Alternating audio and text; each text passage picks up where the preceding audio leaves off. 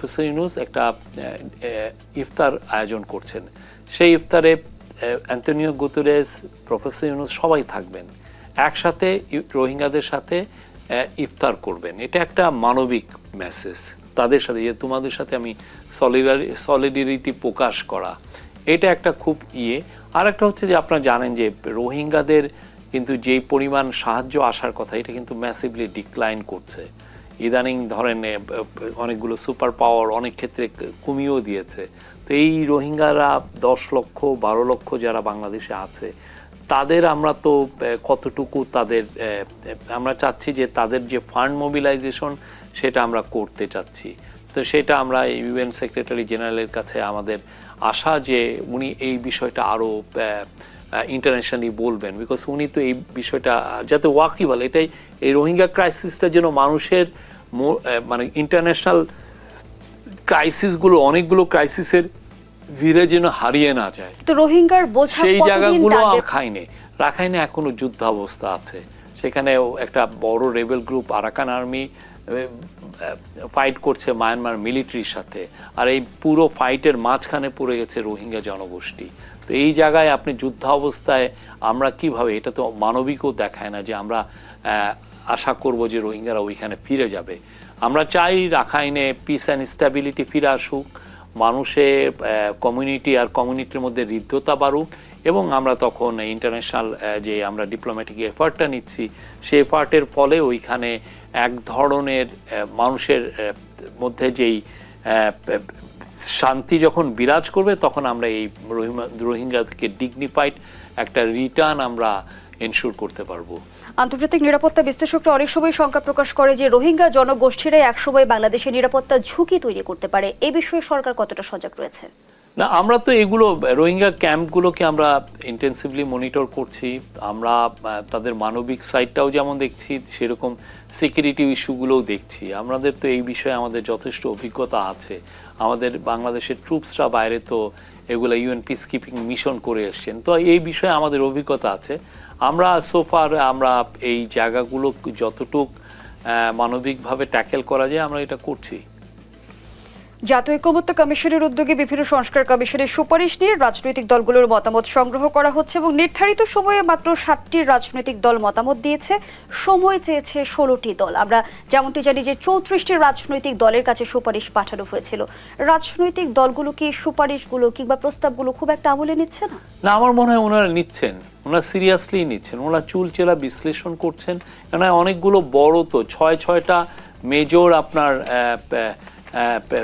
সংস্কার, প্রত্যেকটা জিনিস চুলচেরা বিশ্লেষণ করতে হয়, কারণ এইটার উপর নির্ভর করবে বাংলাদেশের ফিউচারের কোর্স অফ অ্যাকশন, বাংলাদেশের ভবিষ্যৎটা কোন দিকে যাচ্ছে সেটা নির্ভর করবে। তো এই জন্য পার্টিগুলো সময় নিচ্ছেন, নিজেদের মধ্যে তারা ডিসকাশন করছেন, ডিবেট করছেন, ডায়ালগ করছেন, করে ওনারা ওইটার কোনো ক্ষেত্রে ওনারাও মতামত নিচ্ছেন, এক্সপার্টদের নিয়ে আমাদেরকে পাঠাচ্ছেন। অলরেডি কয়েকটা পার্টি পাঠিয়েছে, আমরা আশা করি এই বাকিরাও খুব দ্রুত পাঠাবেন।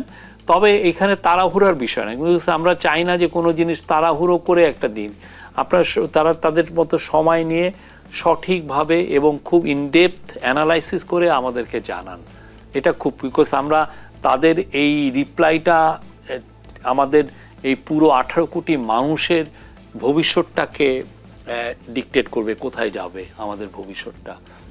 সুপারিশগুলো যেমনটি দেখেছে যে ছক আকারে এমসিকিউ আকারে পাঠানো হয়েছিল, যেখানে টিক চিহ্ন দিয়ে 120টি প্রশ্নের বিষয়ে জানতে চাওয়া হয়েছে। সুপারিশের বিষয়ে একমত, একমত নই ও আংশিকভাবে একমত, এই 3টি বিকল্প রাখা হয়েছে। কিন্তু আমরা যেমনটি জানি যে সংস্কার কমিশনের সুপারিশগুলো হাজারেরও অধিক সুপারিশ রয়েছে, সেখান থেকে কনসাইজ করে 120টি প্রশ্ন তৈরি করা। সেখানে কি রাজনৈতিক দলগুলোর সাথে আলোচনা হয়েছিল? এখানে আলোচনার কোনো বিষয় না, মেইন জিনিসটা হচ্ছে যে আপনাদেরকে আমরা ইনভলভ করছি। আমরা ওদেরকে তো আমরা পাঠিয়ে দিয়েছি সমস্ত কিছু, আর ওদের কাছে প্রত্যেকেরই 6টা কমিশনেরই রিপোর্ট আছে। এই 6টা কমিশনের বেস করে এই কোশ্চেনগুলো এসছে। তো ইট কভারস এভরিথিং। তা আমাদের মনে হয় যে না, আমরা তো এই ধরনের কমপ্লেন তাদের কাছ থেকে পাইনি। আমরা মনে করি যে we are right on track, এবং তারাও এটা নিয়ে সিরিয়াসলি এটা ডিল করছেন, তারা এটাকে খুব সিরিয়াসলি নিচ্ছেন। তারা নিজেদের মধ্যে আমরা জানি তারা প্রচুর কথাবার্তা বলছেন, এটার একটা বিষয়ের উত্তরটা কি হবে, বাংলাদেশ কি ধরনের, এটা বাংলাদেশ কি বাই ক্যামেরাল পার্লামেন্ট নেবে না ইউনি ক্যামেরা নেবে, বাংলাদেশের প্রেসিডেন্টের এখন যে পাওয়ার আছে সেই পাওয়ারটা কি এই অবস্থায় থাকবে না আর বেশি থাকবে, বাংলাদেশ কি প্রেসিডেন্সিয়াল ফর্মের গভর্নমেন্টে যাবে নাকি বাংলাদেশ একটা পার্লামেন্টারি সিস্টেমে থাকবে, অনেকগুলো তো কোশ্চেন। প্লাস হচ্ছে আপনার জুডিশিয়ারিটা কেমন হবে, আমরা আমাদের চিফ জাস্টিসকে কিভাবে সিলেক্ট করব, বা আমাদের যখন এই 5 বছর পর পর যে ইলেকশনটা হয় সেই সময় আসলে কোন গভর্নমেন্ট কিভাবে এই গভর্নমেন্টে মানে একটা ফ্রি অ্যান্ড ফেয়ার ইলেকশন নিশ্চিত করবে। এই যে এই কোশ্চেনগুলো এইতে তো অনেকগুলো বড়, আমরা 50 বছর হয়ে গেল আমরা কিভাবে একটা ফ্রি অ্যান্ড ফেয়ার ইলেকশন করব সেটাই আমরা এখন পর্যন্ত খুব ভালোভাবে ঠিক করতে পারিনি। আমরা কেয়ারটেকার গভর্নমেন্টের মাধ্যমে 3-4টা ইলেকশন আমরা ভালো করেছিলাম, কিন্তু দেখেন তারপরে কিন্তু এই কেয়ারটেকার গভর্নমেন্ট তো গলা টিপিয়ে মেরেছে পতিত স্বৈরাচার। তো সেই জায়গায় আমরা চাচ্ছি যে সবাই মিলে এই রিকমেন্ডেশনগুলো দেখবেন, রিফর্মগুলো দেখবেন এবং সিরিয়াসলি আপনারা আলোচনা করবেন নিজেদের মধ্যে, নিয়ে আমাদেরকে আপনারা আপনাদের যেটা অবজারভেশন এবং আপনারা কি ভাবছেন প্রত্যেকটার বিষয়ে আপনারা জানাবেন। জাতীয় ঐকমত্য কমিশন যেমনটি জানিয়েছে 15ই জুলাইয়ের মধ্যে গুডউইল থাকে সবগুলোই সম্ভব, আর যদি গুডউইল না থাকে এক ধরনের বিটারনেস তৈরি হয় তাহলে অনেক কিছু ডিলে হয়ে যায়। তা আমরা এখন পর্যন্ত পার্টিগুলোর মধ্যে গুডউইল দেখছি, তাদের মধ্যে সংস্কারকে নেওয়ার অ্যাপেটাইট দেখছি এবং আমরা মনে করছি উই আর রাইট অন। সব সংস্কার তো তার ইনস্ট্যান্টলি হবে না। যেমন ধরেন একটা সংস্কার হচ্ছে যে আমাদের প্রসিকিউটোরিয়াল সার্ভিস, মানে আমরা এখন যে সরকার যে আইনি লড়াইগুলো লড়ে পুরো কান্ট্রি ওয়াইড, তার নিজস্ব পাবলিক প্রসিকিউটর আছে।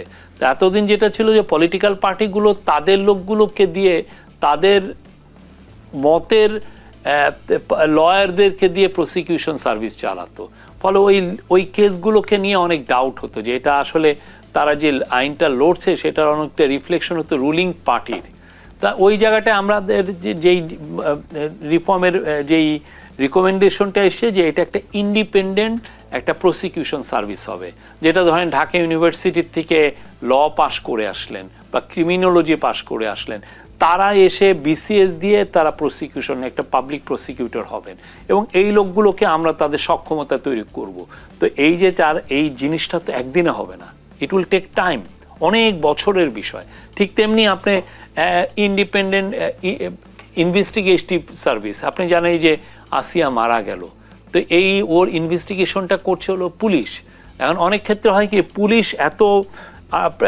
পুলিশের মধ্যে যে ইনভেস্টিগেশন অনেক সময় দুষ্টিচক্রে বা পলিটিক্যালি মোটিভেটেড হয়ে যায়। এই পলিটিক্যালি মোটিভেটেড যাতে না হয় সেই জন্য একটা রিফর্মের রিকমেন্ডেশন এসছে যে ইন্ডিপেন্ডেন্ট আপনার ইনভেস্টিগেটিভ সার্ভিস থাকবে। তো তারা পুলিশ দ্বারাও অতটা ওইভাবে তারা কারো দ্বারাই নিয়ন্ত্রিত হবে না, তারা তাদের মতো ইন্ডিপেন্ডেন্টলি একটা কেসগুলোকে পার্সিউ করবে। তো এই জিনিসগুলো বাংলাদেশের ন্যায় বিচারের জন্য এই জিনিসগুলো খুবই ইম্পর্টেন্ট। আমি কি ন্যায় বিচার ইনস্যুর করছি কিনা, আমার নামে আপনি 1000টা কেস দিলেন, আমি কি ন্যায় বিচার পাবো কিনা স্টেট থেকে, এটা তো একটা মৌলিক কোশ্চেন। তো এই জিনিসগুলো it will take time, but এগুলো খুব ভাইটাল প্রশ্ন এবং ভাইটাল প্রশ্নগুলো নিয়ে পলিটিক্যাল পার্টিগুলো কাজ করছে, আমরা কাজ করছি।